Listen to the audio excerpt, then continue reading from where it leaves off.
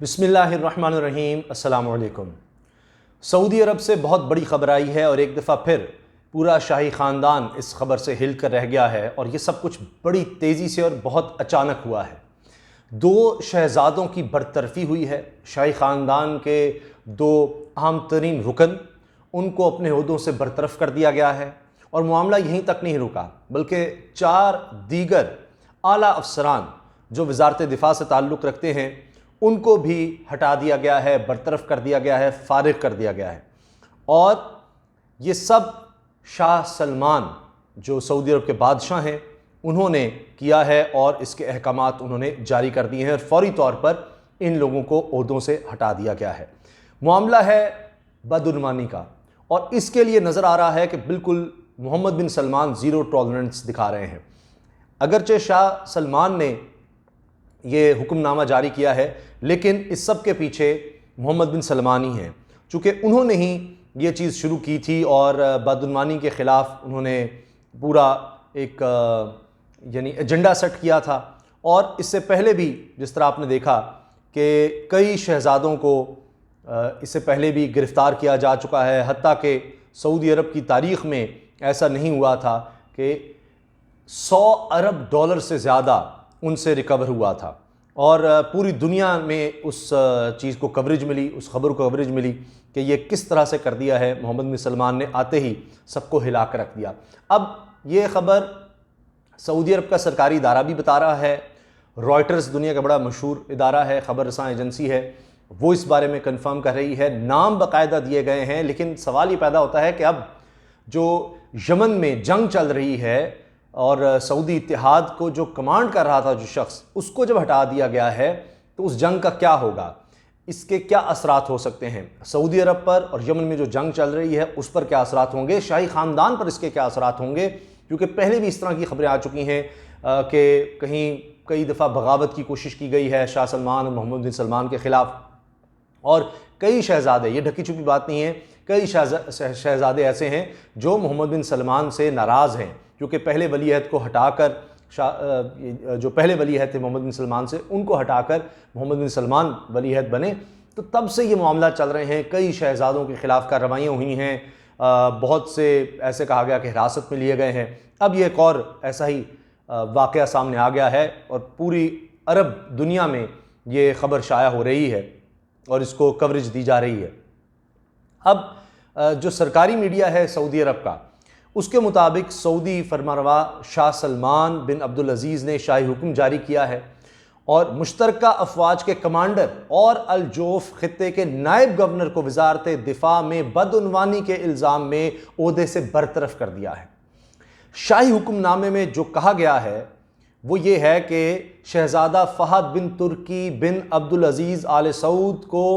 मुश्तरका अफवाज के कमांडर के ओहदे से बर्खास्त करने के साथ साथ इनके बेटे शहज़ादा अब्दुल अज़ीज़ बिन फ़हद बिन तुर्की को भी अल जौफ़ के नायब गवर्नर के ओहदे से हटा दिया गया है। यानी एक तो ये कमांड कर रहे थे, पूरी जो सऊदी इत्तेहाद है उसको कमांड कर रहे थे, और इनका बेटा जो है वो अल जौफ़ का नायब गवर्नर था, दोनों को हटा दिया गया है। अब इसके साथ साथ सऊदी रोज़नामा है अरब न्यूज़, वो कह रहा है कि शहज़ादा फ़हद मुश्तरका अफवाज के कमांडर बनने से पहले रॉयल सऊदी फोर्सेस, जो पैरा ट्रूपर्स और स्पेशल फोर्सेस का एक यूनिट है, इसके कमांडर भी थे और इनके वालिद साबिक नायब वज़ीर दिफ़ा थे। इतने अहम शख्स हैं ये शाही ख़ानदान में कि इनके वालिद भी साबिक नायब वज़ीर दिफ़ा थे। और वली अहद शहज़ादा मोहम्मद बिन सलमान ने वज़ारत दिफ़ा में मशकूक माली मामलात, क्योंकि इनके सामने ये चीज़ें आई कि ये कहाँ जा रहा है पैसा, ये क्या हो रहा है, क्या खुर्द-बुर्द हो रही है, तो वज़ारत दिफ़ा में जो मशकूक माली मामलात थे उसकी तहक़ीक़ात का उन्होंने हुक्म दिया था, जिसके दौरान इंसदाद बदउनवानी कमीशन को दी गई इतलात की बिना पर शाही हुक्म जारी किया गया। वहाँ से ये इतलात आई कि जी ये करप्शन हुई है, ये माली बदउनवानी हुई है, उसमें ये लोग मुलव्वस हैं, ये 2 शहज़ादे हैं, यानी एक शहज़ादा है, दूसरा बेटा है, दोनों शाही ख़ानदान के बड़े अहम रुकन हैं, उनके ख़िलाफ़ कार्रवाई होगी। लेकिन मामला यहाँ तक नहीं रुका। इसी हुक्मनामे के तहत यूसुफ बिन राकान बिन हिंदी अल अताबी محمد بن عبد الکریم بن محمد الحسن، فیصل بن عبد الرحمن بن محمد العجلان اور محمد بن علی بن محمد الخلیفہ کو بھی تفتیش میں شامل کیا گیا ہے، یعنی یہ لوگ بھی فارغ ہو گئے ہیں اور اب ان کو تفتیش میں ساتھ شامل کر لیا گیا ہے۔ اب انسداد بدعنوانی کمیشن تمام فوجی افسران اور شہریوں کے خلاف تحقیقات کا عمل مکمل کرے گا۔ ابھی یہ چل رہی ہیں تحقیقات، رکی نہیں ہیں، ابھی اور زلزلے آ سکتے ہیں اس طرح کے۔ شاہی فرمان کے مطابق جنرل سٹاف کے نائب چیف لیفٹیننٹ جنرل مطلق بن سلیم بن مطلق العظیمہ کو شہزادہ فہد کی جگہ مشترکہ افواج کے کمانڈر کے طور پر تعینات کیا گیا ہے۔ لے جناب، اچھا بجلی گئی بھی اور فوراً آ گئی ہے۔ اچھا ایک چیز بڑی خاص ہے، سعودی عرب کی مشترکہ افواج نے سن 2015 میں یمن میں ایرانی حمایت یافتہ حوثی باغیوں کے خلاف کارروائی کا آغاز کیا تھا، جنہوں نے صنعا سے سعودی حمایت یافتہ حکومت کو اقتدار سے بے دخل کیا تھا۔ اب اس تنازع کو سعودی عرب اور ایران کے درمیان ایک پراکسی جنگ بھی قرار دیا جا رہا ہے، اور اب میں نے جس طرح شروع میں عرض کیا کہ اب یہ سارا معاملہ بھی دیکھا جائے گا کہ اب کسی اور شخص کو لایا گیا ہے تو اتنی جلدی کمانڈ سنبھالنا اور وہ ماحول میں کیا بہتری آتی ہے، کیا ہوتا ہے، کیونکہ یہ 5 سال سے جنگ چل رہی ہے یمن کی اور ابھی تک کوئی اس میں اختتام نظر نہیں آ رہا۔ لیکن اس سے ہم تھوڑا سا پیچھے جائیں تو 2017 جو بہت بڑی خبر لے کر آیا تھا سعودی عرب اور پورے عرب کنٹریز کے لیے، وہ یہ تھا کہ ولی عہد بننے کے فوراً بعد شہزادہ محمد بن سلمان نے ملک میں انسداد بدعنوانی کی مہم کی نگرانی خود کی تھی، اور اس کے تحت سعودی شہر ریاض کے رٹس کارلٹن ہوٹل میں درجنوں شاہی خاندان کے افراد اور وزراء اور کاروباری افراد کو نظر بند کیا گیا تھا، جن کی تعداد درجنوں میں تھی، اور ان میں سے بیشتر افراد کو حکومت کے رقم واپس کرنے کے معاہدے کے بعد رہا بھی کر دیا گیا تھا، اور سعودی حکومت نے ان معاہدوں کے نتیجے میں 106 ارب ڈالر سے زائد رقم حاصل کی تھی۔ 106 ارب ڈالر سے زائد، ابھی تک ہم پاکستان میں اس کے قریب بھی نہیں پہنچ سکے۔ بہرحال سعودی حکام نے رٹس کارلٹن کی کارروائی کو 15 مہینوں کے بعد ختم کیا تھا، لیکن حکومت کا کہنا تھا کہ ریاست سرکاری ملازمین کے خلاف بدعنوانی کی تحقیقات کا عمل جاری رکھے گی، اور مارچ میں حکام نے رشوت اور عوامی عہدے کے ناجائز استعمال کے الزام میں فوجی اور سیکورٹی افسران سمیت 300 کے قریب سرکاری اہلکاروں کو گرفتار کیا تھا۔ اور یہ آپ دیکھیے کہ یہ سب کچھ جس طرح سے چل رہا ہے،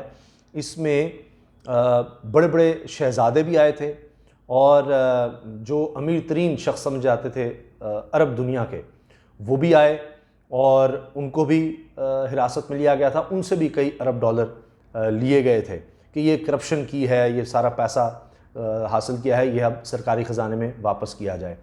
تو یہ اس وقت سعودی عرب میں کئی طرح کے معاملات چل رہے ہیں، ایک طرف وبا ہے، دوسری طرف معاشی حالات بہت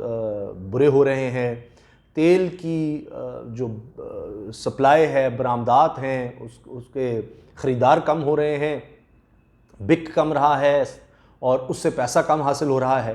اور اندرونی طور پر یہ چیلنجز بھی درپیش ہیں شاہ سلمان کو اور محمد بن سلمان کو۔ ساتھ ہی جو اسرائیل والا معاملہ ہے اس کے حوالے سے بھی ایک بہت بڑی خبر آ گئی ہے کہ ابھی آپ نے دیکھا، میں نے اس پہ ویڈیو بھی بنائی تھی کہ یو اے ای جو طیارہ گیا ہے اسرائیل کا، یہ پہلی پرواز تھی، کمرشل فلائٹ گئی ہے اسرائیل سے یو اے ای متحدہ عرب امارات کو،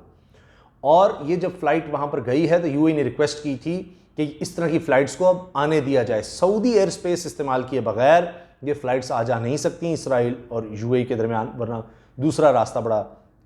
لمبا لینا پڑے گا۔ تو خیر اس حوالے سے میں عرض کر دوں کہ سعودی عرب نے یہ یو اے ای کی درخواست مان لی ہے، تو اب اسرائیل کی فلائٹس یو اے ای سے آ جا سکتی ہیں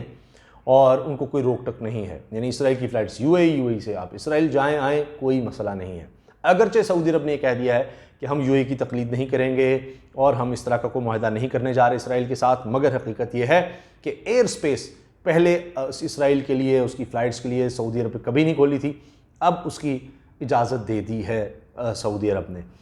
جبکہ یو اے ای پر الگ سے دباؤ آ رہا ہے۔ یو اے ای اور سعودی عرب بہت زیادہ قریب ہیں، اسی لیے یو اے ای کے جو ولی عہد ہیں